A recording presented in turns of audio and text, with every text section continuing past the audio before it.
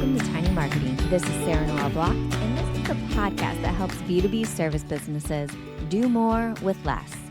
Learn lean, actionable, organic marketing strategies you can implement today. No fluff, just powerful growth tactics that work. Ready to scale smarter? Hit that subscribe button and start growing your business with Tiny Marketing. I've got DMs blowing up right now inside of the Tiny Marketing Club asking the same question. Is my website supposed to sell for me? Because it's not. Well, good news. Today's guest is Caitlin Lang. She is the founder of Liquid Form Design. She's a one-stop shop for branding, website, and copy that actually converts, especially for women-owned service businesses. A lot of you that are listening. We're talking about what makes a website actually do work, actually sell for you. The two biggest messaging mistakes most service providers make, what your homepage needs in order to convert traffic to clients, how to speak directly to your dream clients, emotions, and pain points. And Caitlin is not holding back. She's dropping frameworks, client examples, even AI prompts that you can steal. So if you've got a gorgeous site that's gathering dust and not converting clients, or you're hiding your URL like it's a bad X, this is your episode. Hi, I'm Caitlin Lang. I'm the founder of Liquid Form Design. I do branding and websites for women-owned service businesses. And I am a one-stop shop for all things branding, web design. Which means I also do the copy because I think that the words in your website are just as important as the visuals to make sure you sell. And that's what we're going to be talking about today. Yes. Sell with your website. And that is so important. So many people come into Tiny Marketing Club and they're like, is your website supposed to sell? Because it isn't doing it. Yeah. And if people work with you and get all the awesome marketing expertise that you're bringing, and people are getting driven to someone's website, then I want that website to then convert and sell. Yeah, it should. It cut should people sell off. for you. You should be getting inbound leads if you're doing it right. So let's first get into what are the biggest mistakes that people are making with their messaging? I think the two biggest things I see the most in service provider websites, and my expertise is in service provider websites. I'm not going to go into Everybody product that stuff. listens to this show is in the service space. Okay, good. So you're with good. service providers, the one I see the most is someone will lead their homepage with a big, beautiful photo of themselves and copy that says something like, "Hi, I'm Caitlin. I'm an amazing graphic designer, and I do this kind of branding work." And it's what a lot of people do, so people just keep doing it. But when you're just talking about yourself, your target client can't see themselves in what you're offering. And there are lots of great graphic designers who do branding for these kinds of industries. It's not differentiating. So that's one. The second one, and this is really common with coaches and therapists, and a lot of different service businesses, where there'll be a beautiful nature photo and a vague aspirational quote or statement that says something like, unlock the authentic nature of your brand. And what does that mean? It's right. What does it mean? It's too vague. You're not speaking to your target client's pain points. And you see a lot of sites like that, and they all start looking the same. And so it's really hard then you're not differentiating yourself, and you can't sell if the person doesn't even know what you're selling. So those are the two biggest problems that I see. And I'm sure that you've seen a lot of those. I've witnessed those exact things. It's on so many websites. And Yes. you usually when someone enters the Tiny Marketing Club, the first thing I do is that strategic spark. And I'm like, I'm not going to lie. I don't understand what you're doing, what you provide based off of the copy on that website. Yes. The number of times I've gone to a service provider's website and I have no idea what they're selling or what they do it's constant. And so what you want to do instead is you want to show that you understand your target client's pain points. You want to speak directly to them, and you want to position yourself as the painkiller that they've been looking for. And so I was so excited this morning when I went to your website. I knew this would be true, but I went to your website this morning and looked it up, and you're doing exactly this. You have a headline, I have it pulled up. It says, imagine you're the only choice for your ideal customer. So people want that. They want to be the only choice. So they're going to see themselves immediately in that headline. And then you have this great subhead that says, it's possible, even without gigantic marketing budgets and huge teams. So there you're showing them you understand them. You see their fear that they won't be able to achieve the result they want with a small team, but you're telling them that it is possible. So people read that, they immediately recognize themselves. They recognize you as the person who's uniquely positioned to help them, and they want to work with you. And I so yeah, but I was thinking about, did you hear this? Oh, I forget the actual subject, but Pia's podcast, an OBS podcast, she had this one of her guests was talking about the marketing, expert, Harvard what's his name? I wrote it down. Theodore Levitt from Harvard Business School, Mhm. and he said, "People don't wanna buy a quarter-inch drill, they want a quarter-inch hole." So you wanna Yeah. sell the results. You're not selling your services, you're selling the results that your services will provide. Yes, yes, I have heard that phrase before, that, like, don't talk about features, talk about the benefits. What are you getting Yes, in the end? Because if I yes. can't understand what my outcome is gonna be at the end of working with you, I'm not gonna hire you because, like, that's all I want is that Yeah. final outcome. Yeah. Yeah, so we wanna have that in the main banner of your homepage, and ideally also in the definitely the next section. I sometimes even have the first 3 sections of the website based on that focus on target clients' pain points and the results they're gonna get. And, so how do we do that? Yes, how? First first we need to know who we're talking to. So, I don't wanna open the whole niching can of worms. I You don't can know how open much it a little bit, just, like, open it a crack little the bit, lid. crack it a little bit. I think, people are afraid of niching. They're afraid that if they go too narrow, they're not gonna have any clients. I have found personally that when I niched to work, so I've been doing this for 25 years. I used to sort of say that I could do anything for everyone, which is technically true. And for a while, that actually did kind of work for me for some reason. But when the market got rougher, sorry, were you gonna say something? I was gonna say, at the Yeah. beginning of starting your career, I think that works because you're trying to figure out who you are. It's like, Yeah. you're an adolescent and you're discovering who you are, and the same goes for a business, but I 100% agree with you that the more narrow you get, much easier it is to get leads. Yeah, well, and I think also earlier in my career when my prices were lower and I was more hungry and I was willing to also, sacrifice more of my soul and my revenue to Yeah. get the job, it didn't matter as much. But as I've gained expertise, as my, um, prices have gotten higher, it has worked better for me to niche too because it just to become more of an expert, it makes more sense to justify the prices I'm charging honestly too. But I found that, as soon as I started saying specifically, I work with women-owned service businesses, the floodgates open in terms of referrals. It was just easy for people to understand Yeah. how to refer me, it'd be easy for someone to think of a client for me because it's just so specific, a woman who owns a service business. So I think at the very least, when you're writing copy, you need to think about I think the easiest thing is think about who's your favorite client. Who do you most wanna work with? Yeah. And then speak directly to that person. And it just the more specific you can get, the more your target client's gonna be able to see themselves in your messaging and the more effective it's gonna be. That's the bottom line. 100% agree with that. When I'm doing, like, done for you services, that's the first thing I do is, like, I interview their favorite clients. So I Yeah. literally pull the words out of their mouth and put it in the copy because it makes a huge difference, and it other people can see themselves. It Yeah. allows you to clone those people.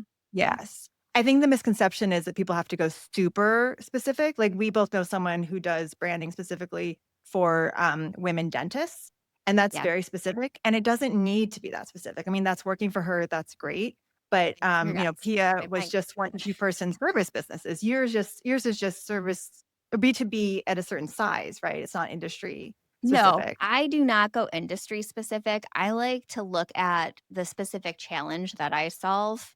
Mhm. That like tiny marketing was born from small businesses that don't have a marketing department. They have like 0 to Yeah, 2 people marketing departments because they have very specific challenges that I solve. And I right. think that leaning into that challenge that you solve makes niching a lot more interesting and also doesn't people do think industry when they think of niching, and Yeah. that can get really boring.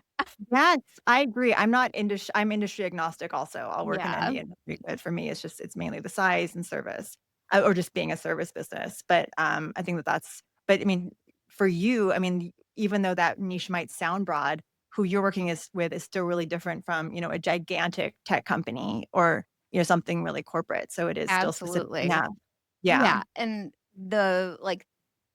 when I was at a point in my business where I was just taking whatever would come Yeah. my way, I noticed that the best results came from those people that were experiencing that exact challenge. So then it Right. made it easier for me to be able to do that because they would want to refer me more. And I Yeah. also knew exactly how to solve that problem.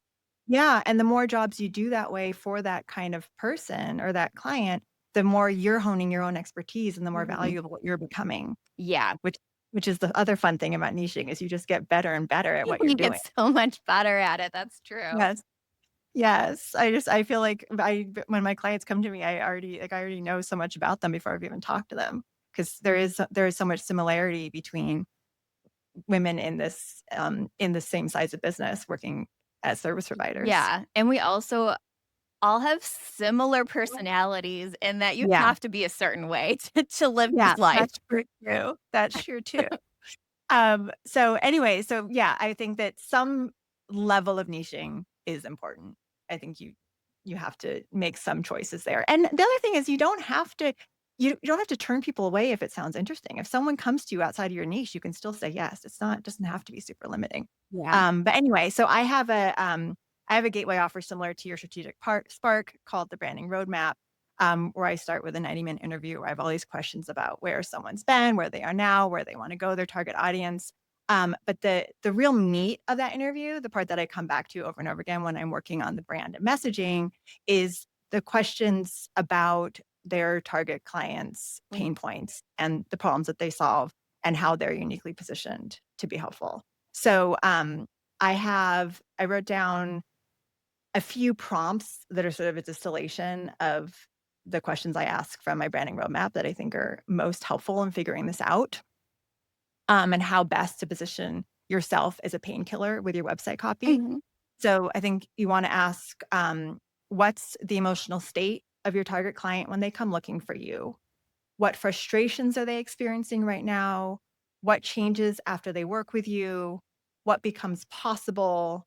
What problem goes away? And I think focusing on the emotions, how are they feeling before they work with you and how are they feeling after is really powerful. And Yeah. it's tapping into those emotions, which is how you connect with your client and make them really want to work with you. And going back to yours, um, it is really emotional. Imagine you're the only choice for your ideal customer. You really feel that when you read that, and then it's possible that sense of hope, even without gigantic marketing budgets and huge teams. I just love how you tap into again, like you tap into their fear that they don't have a big enough marketing budget. So you're with just those 3 simple sentences, you're hitting all those points. What are their fears? How do they feel now? How are they going to feel after working with you? And you just feel that sense of relief. And so the idea with all of this is that they're gonna read those opening lines in your homepage, and they're gonna feel relief. They're gonna say, "Oh, she gets it. Yeah. She understands what I'm going through, and she's gonna help me." Yeah, and one thing that I want to just mention on that is I'm taking objections. Like, the objections that I would get on a sales call, like, "I don't have a team to be able to run this," and making sure that it's woven into my messaging, so I'm Yes. addressing them ahead of time. Yes, absolutely. So yeah, what I like to do is in that first main hero banner on the homepage is have a couple simple lines like you have, speaking to a little bit of pain and the solution, always drilling down on that or on the solution and the outcome. And then in the next sections, people are afraid to talk about a pain point and they want it to all be rainbows and But it ain't, or and they wouldn't need you. and yeah, but it really people really do wanna feel heard and understood. The second banner, I think it's really important to speak to your target client's pain points in a couple of sentences. Don't hang out there too long, just a couple sentences saying you get it, and then go straight into the solution that you're gonna provide and how you're the person to solve their problems. Yes. Yeah. I agree with you that a lot of people are afraid. And I'm honestly, messaging can lean too much into the pain. There Yeah. is a too far on that, so you have to really Yeah. toe the line to make it effective without like wallowing in the Yeah. problem. Well, again, I think you do that really well on your website because it's really brief. But it's effective. You say long sales cycles, missed opportunities, and burnout are done. So you just in that one sentence, you name three possible pain points people might be feeling. And then the next paragraph, you go straight into how you are going to fix it. And that's exactly how I like to do it, where just you just touch on it briefly, show that you care, that you understand, and then show how you're gonna make it better. So you say, with a tiny marketing approach, you know exactly what your customer cares about, how to talk about it, and how to reach them. And together we're gonna work this out, Yeah. essentially. Yeah, and I it also shows, like, empathy. I have Yes. been there, I understand where you're coming from, and I've worked with people that are dealing with this too and brought them to the other side. So I Yeah. think that everybody listening has to get less afraid of talking about the pain that they're going through because that might be all they feel in that moment. They Yeah. might not understand yet the solution that would get them to the other side or what the other side even looks like. You have to Yeah. think about the phase that they're in emotionally. Yeah. Yeah. And also going back to thinking about those homepages where it's a picture of the service provider and then just, "Hi, I'm Caitlin, and I do these awesome things." It Mhm. also reminds me that I think that you wanna think of every section of your website as a selling opportunity. So even the about page where you're talking about yourself still should be, "Here's my story, but this is how it's that's helpful for you. This is Yeah. how my story and my expertise, and all the awesome things I can do, this is why it's important to you, and this is how it's gonna help you and still help you get the result that you want." So I think every section should be referring back to your target client in some way. Yeah. Yeah, I like to look at about pages as almost like a case study of, Uh-huh. like, this is what I went through and how I got to the other side, and now I can do that for you. Yes. Do Yeah, you that's a really good way to look at it. have any, like, specific frameworks that someone could work through for their about page? For the about page, well, so I really, there's so much on LinkedIn, about, AI taking over and being a disaster, but I think it's such a great I brainstorming love tool, and AI. yeah, it's a great way to just get some ideas out there, and so I like to use AI from the beginning, and so if you start with the homepage and you've already put in, if you use AI to start brainstorming some headlines and some, um copy for the problem results section of your website, you've already got some great content in there. So then you can go into AI again and say, okay, here's some bio stuff about me. And now here, I want to remind you about the problems that my target clients might be facing. How does my story help my target client? And can you weave together a bio that brings in these different touch points? So my story and then how it can help my clients' lives improve. Yeah, that's a good way to look at it. It's storytelling, but you're Mhm. pulling your ideal client through that story. Yes. Yeah. And I think the important thing with AI too is to really look at it as a tool and not the end all be all, not the writer here. So I think that Yes. that's the key. And to use it for ideas. I mean, what I love about it the most is that because of AI, I never am staring at a blank page. So there's none of that, banging my head against the wall because I can't think of the right word situation. So it can help me just iterate quickly and usually get me where I want to go or just give me the idea to write the thing myself. But it is just really helpful to just throw spaghetti at the wall and figure out which messaging resonates and Yeah. go If from there. you like you were saying that you interview your clients ahead of time and Mhm. I Yeah. interview my clients' customers, if you take Mhm. those transcripts and put them in there, that will help a Yeah. lot too because now you're feeding the information to the AI and it's able to give you an output that makes much more sense than it would if you're just, giving a prompt. It's true. Yeah. Yeah.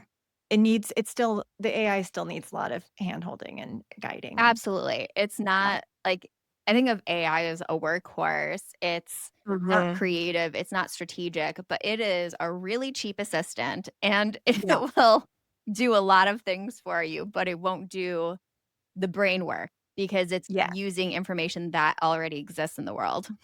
Yes, and so then with every time I enter in anything, I always remind it, "No jargon, no cliches." Yeah. You can set your settings too, so it Yes, never does any of that.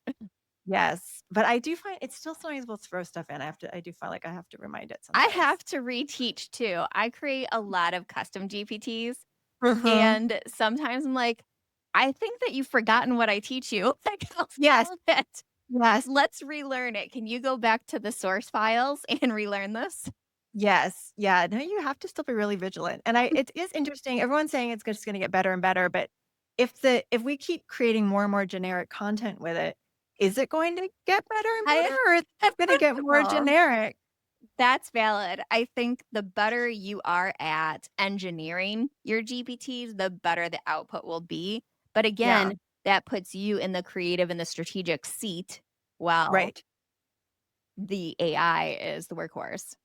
Right, right, right. Because I worry about the young people. Because I'm an old lady, and I learned to write in the '90s, and so I already know how to write, I already know how to think, and so, yeah, I have a teenage son, and I don't know how that's gonna work out for him if he's learning to write now with ChatGPT as his assistant. I don't know. It'll be interesting to see. Yeah. Yeah, my kids are learning how to use AI right now in school. That's, like, one of the things that That's they're great. learning. Yeah. That's great. My kid is not. We were just talking about that at breakfast the other day. They're not. They're very head in the sand at my kid's That's high school. crazy. There I know. everybody who's so, like, anti-AI, I'm like, "You evolve or die." That's just how it Yeah, is, and AI is here to yeah, stay, so evolve or yeah. die. I completely agree. But luckily for now, it still does need us, and it still does need our strategic minds and to know what to feed it. Yes. And so that's where, these prompts come in is making sure that you um, keep referring back to the emotions and, these sorts of ideas that still a human needs to tell it to do. Yeah, it's humans Right. buying, and messaging is all about psychology and Mhm. understanding the process someone is going through emotionally as they're going through a problem and needing to get to the other side of it. Yeah, it's true. Do you are these similar prompts that you use when you're doing your marketing messaging? Yeah, pretty similar. I definitely feed in the transcripts and Mhm. I pre-built the custom Mhm. GPTs. So the way I like the output is already done. Yeah. But the prompts are pretty similar. Yeah. Yeah.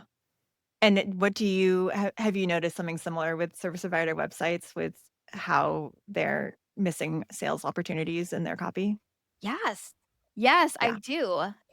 I think you're right that so many people are just looking at other people's sites and copying what Yeah. they see, or there's Yeah. a template site and they just put in that as the messaging. So they assume that that's what it's supposed to be, but Right. well, it's definitely not. It needs Right. to be Or I think customer yeah, centered. and I think people also focus too much on just the aesthetics of a website, and they want or the logo, and they want, a really cool logo and a really flashy, cool site, and it's interesting to me how many, websites for designers I see that are gorgeous, but don't have any messaging at all. They're just the homepage will just have their logo doing something fancy and Yeah. it doesn't say anything, and I think that's an interesting choice. It's probably less of a choice and more of like that's the world they live in. Yeah. And I suppose it's almost showcasing their skill set with that, but Yeah. it's a missed opportunity not Yeah. having messaging that's gonna sell for you because it would basically be like a portfolio site, like, "This is what I can do," instead of Yeah. instead of showing people the journey that you'll take them on. Right, right. I just think a lot of websites are just sitting there gathering dust, not doing much for people. Oftentimes Yeah. people are like, "I have a website, but don't go to it." Really? Yes. Yes, Hated. I hear that a lot. I hear that a lot. Yeah, a lot of embarrassment about websites, but also a lot of people who don't even know that their websites aren't selling for them because they're Yeah. pretty. And so a website can be beautiful, but then if it's not clear what they do or who they're serving, then it's still not gonna be effective. Yeah. Yeah, a lot of times I'll talk to people and they'll think that, well, just websites are dead. It's not Yeah. my website in particular, it's that people are finding me in different ways. But the reason that that is working for them is because their website isn't working for them. Right. So people Right. have to find them other ways. There's no Right. other choice. Right.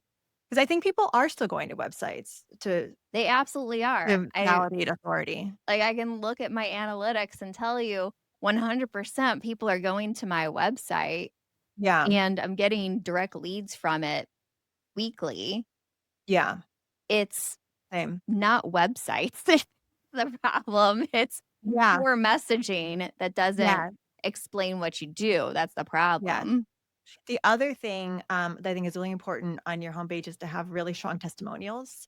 Maybe we could talk about that for a second, because I think another thing that there's a way also to, help, give your clients prompts when they're writing testimonials for Ooh, you. let's hear it. Yeah, because, I think, there's so many lackluster testimonials that just say, "Caitlin was amazing. I love working for her."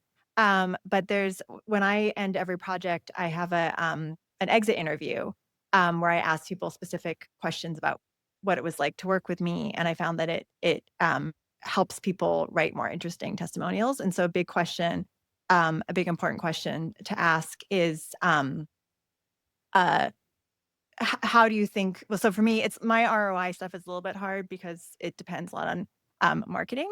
But a big question is, how do you think this brand will be beneficial to your business? Or how do you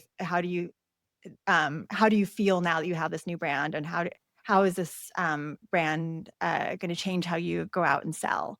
And so asking really specific questions about how your service will impact your client and their business is really helpful in getting stronger testimonials that are more specific, and they can Yeah. still be results oriented and outcome focused. I really like that. I can't remember who I interviewed. I wish I did, but I don't. But they were telling me about a trick that they use for testimonials that's brilliant. So they do an exit interview like Mhm. that, and then they will write a couple different testimonials for them and send them to the client and say, Mhm. change these however you want. But if you want to use these on, Google My Business or whatever it is that Mhm. they collect reviews, Mhm. free to adjust it as you want. But then it takes out that this is homework aspect of it, Yeah. and you're using their words because it came from their exit interview. That's a really good idea.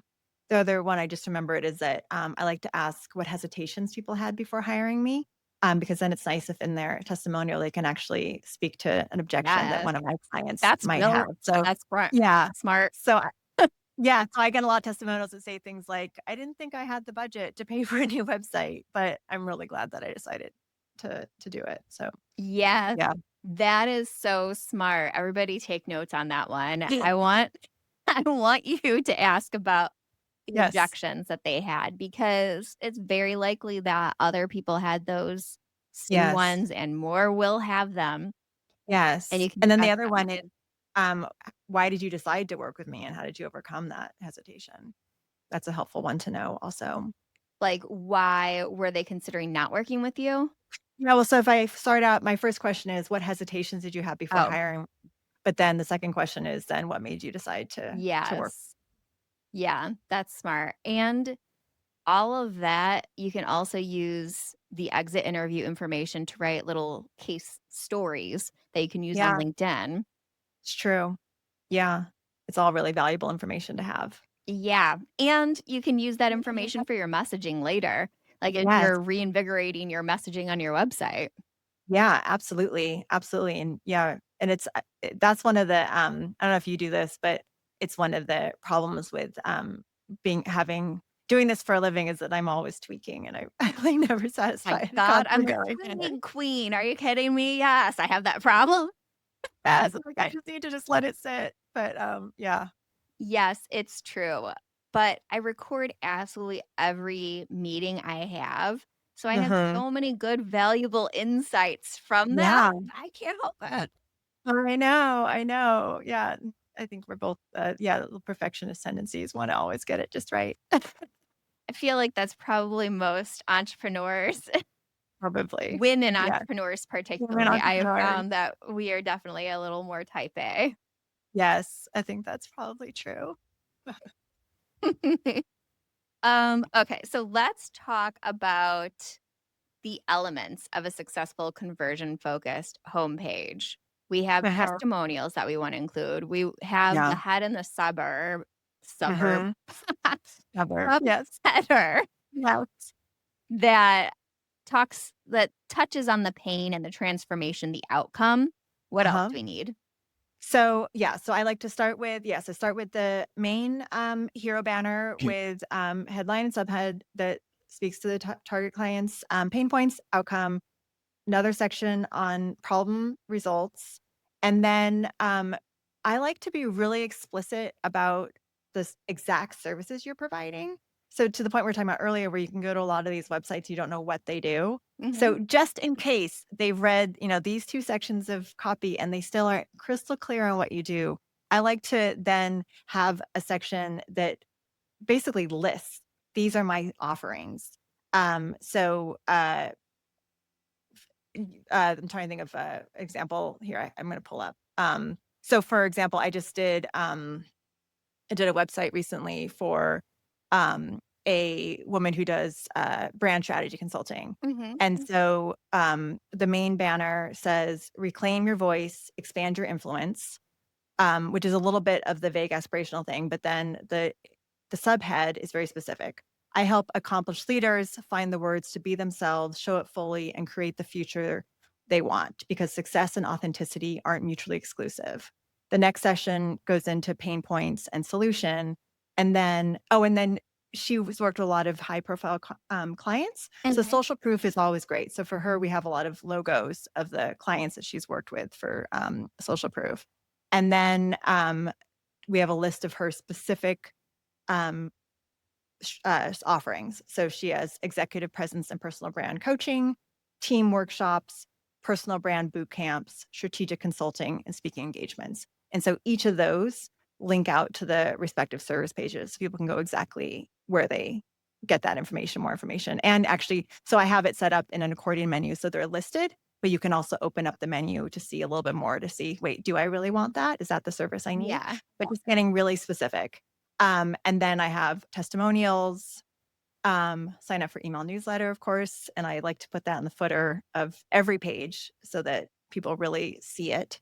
And then the footer, don't snooze on the footer. The footer is where you can have some good SEO information and some more information about what specifically you do. And it's a great place to have a little roundup of all the stuff that's been on the whole page. So for her, we have empowering accomplished leaders to articulate their value and expand their influence, personal brand coaching, strategic consulting, and keynote speaking that transforms how you show up. So it's good for SEO. It's also just an extra reminder, oh, this is what she's offering and this is how she's going to help you. That's smart. That is something I'm missing. I definitely snooze on my footer. Oh yeah, don't sneeze on your footer. So Um, those are the main elements of the homepage. And I think the other thing I've realized recently is that you can have a full site in one scrolling page. I You was can just gonna ask about that. I love a one-page website, but I Yes, wanted your I do. opinion. I absolutely think that a lot of service providers can get away with a one-page website, and you can tell a really compelling story in just one page, and it's what's nice about it is it makes you get really specific, and you don't have, all those extra words to sort of rest on, like, you have to Yeah. like, every word has to count, and so it can be really impactful, and I've done a couple of them, and I think it's a great way to go for service providers. And it's just Yeah, it's easier to navigate. Yeah, People do not like large site maps that they have to figure out where yeah. to go to. Yeah, and I don't know if this is true for your site, but I notice when I look at the analytics for my site, people don't go a lot of places. They Now, most hang the out on the homepage. homepage And then they'll look at my main portfolio page, but no one's clicking into my individual portfolio pieces. So I used to spend all this time doing these elaborate case studies for all my portfolio pieces, realize no one goes there. So they just Yeah, sort of they glance at the portfolio page, and then some people go to the about page. A lot of people don't even go to the about page. So most people are spending most of their time on the homepage. So the more stuff you can jam onto your homepage, the better. So I have a separate page that for testimonials on my site, but I also have them on the homepage just because a lot of people don't go to that testimonial page. true. Um, I had to pull up my analytics when you were talking about Yeah. it, so let's see. Yeah. Let's see where Yeah. people are going. Mostly home, and I'll bet your services. Absolutely. Home is number 1 by, like, a long shot, Yeah. and then my content section, the learn from me Mhm. section is Mhm. number Uh-huh. 2, and that's where I get Yeah. a lot of my SEO, so Uh-huh. that makes sense. They're the ones coming from Google, and then Tiny Okay. Marketing Club is next, and my newsletter is after that. Yeah. How about your about page? Is that getting much traffic? Nope. Dinky. Yeah. Yeah. Interesting, isn't it? Yeah, it gets less than everything else, even, like, individual blog pages, it gets less than that. Yeah.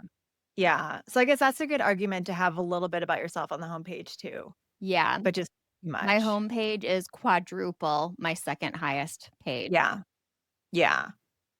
So you wanna have a lot on your homepage, but you want it to all be concise, Mhm.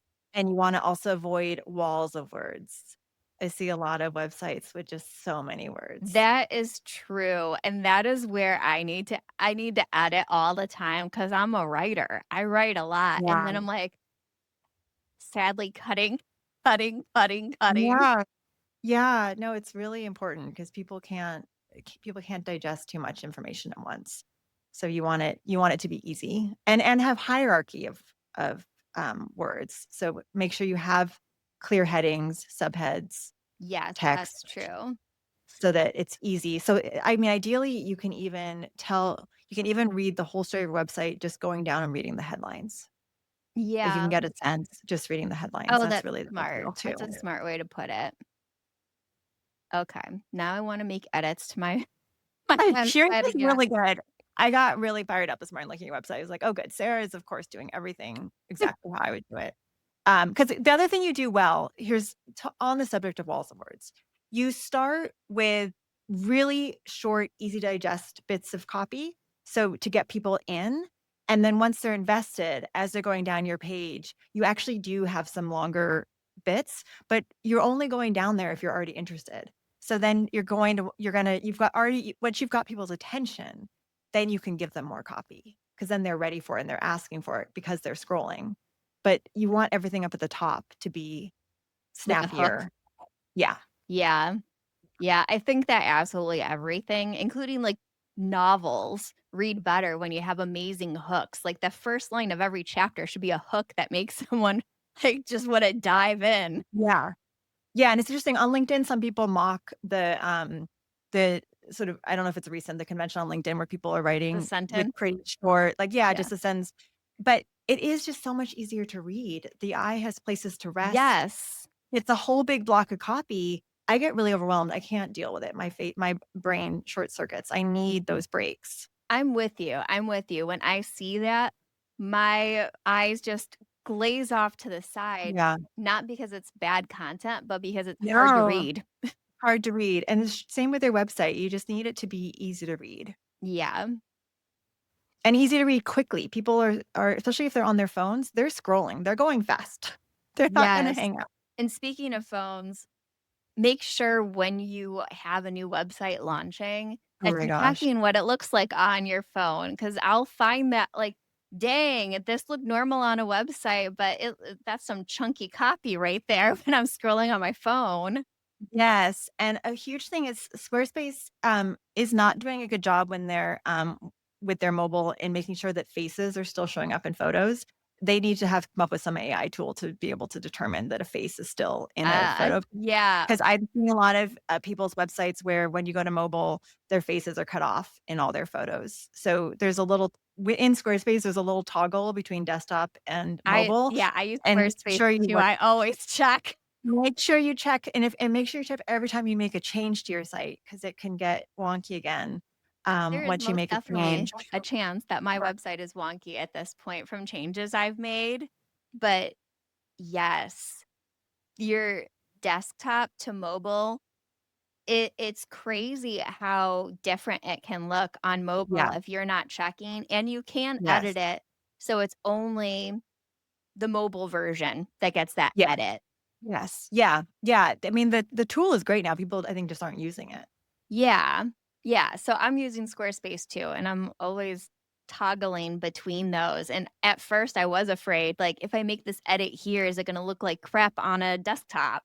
But it Yeah. doesn't. Well, what's interesting, if you make a change in the desktop view, it can mess up mobile, but once you've made the Oh, change in really? mobile, it almost never goes back. There are a couple things you can do that can go back and impact desktop, but usually what you do in the mobile view isn't impacting desktop. Hmm. Yeah, I have not noticed that, but that's good to know. I'll have Yeah, to I mean, check. always check, but it's usually fine.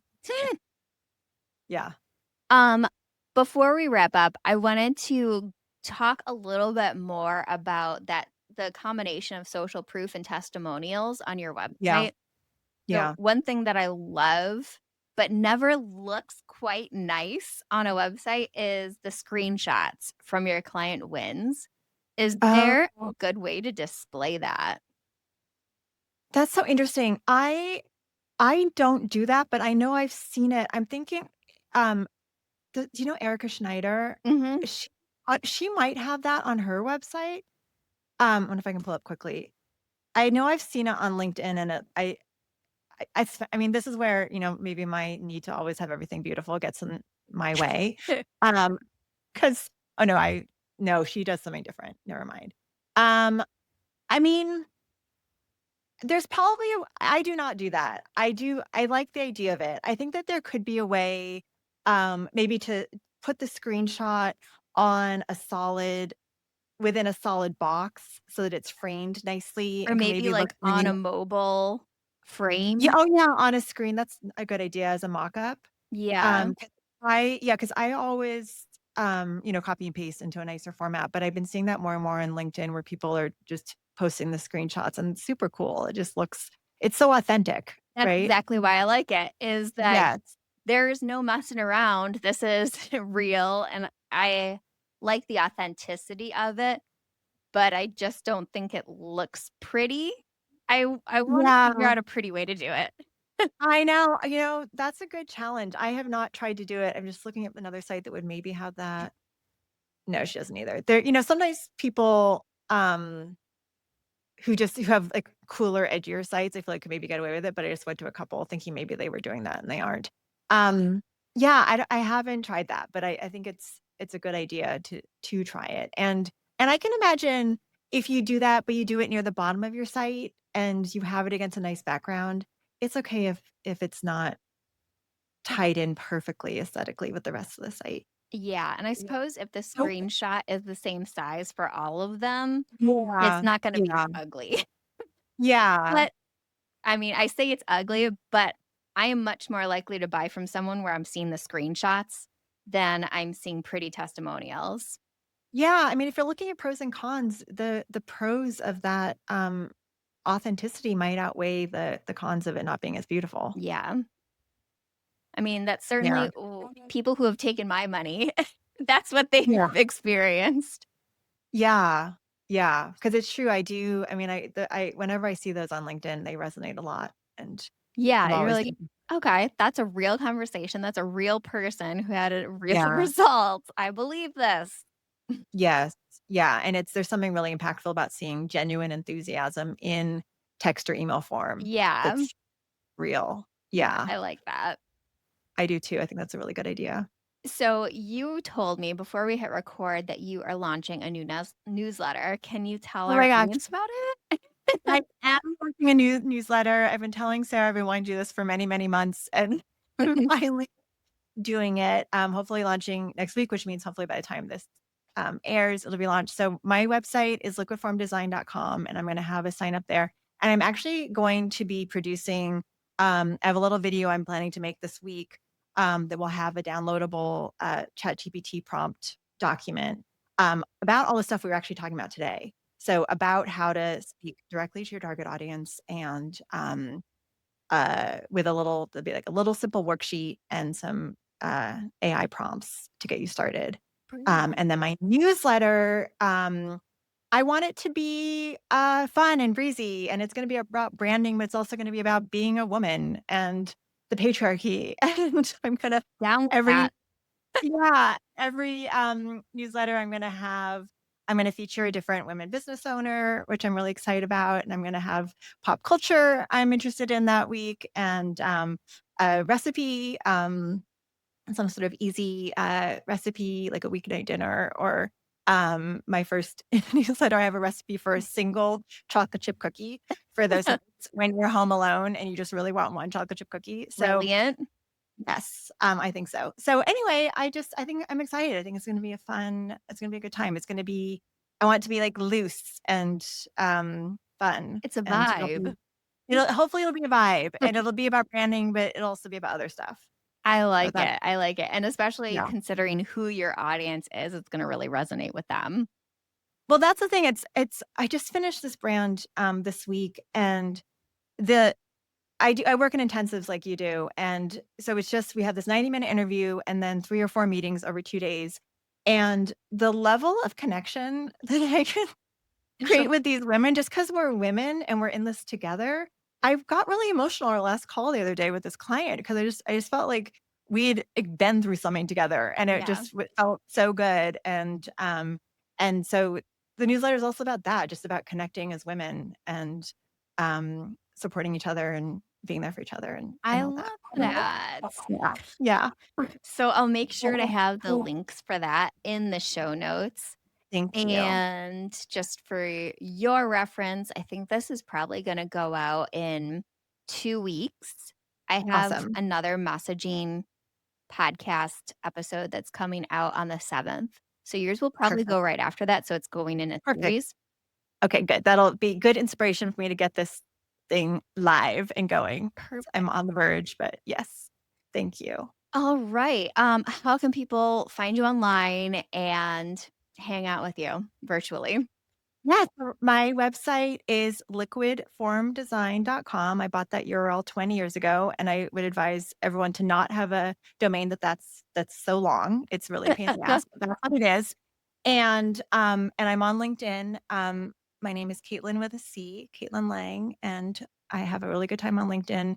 Inspired by Sarah, Oh, who thanks. was one of the people who first got me on there, and I think, and that's another great place for community. I love it a lot. So those are No, my 2 it's places. kind of funny how you build like your own little networking event in every single post that you create. Yes, It's like you're pulling people in, yes, having conversations. I love it.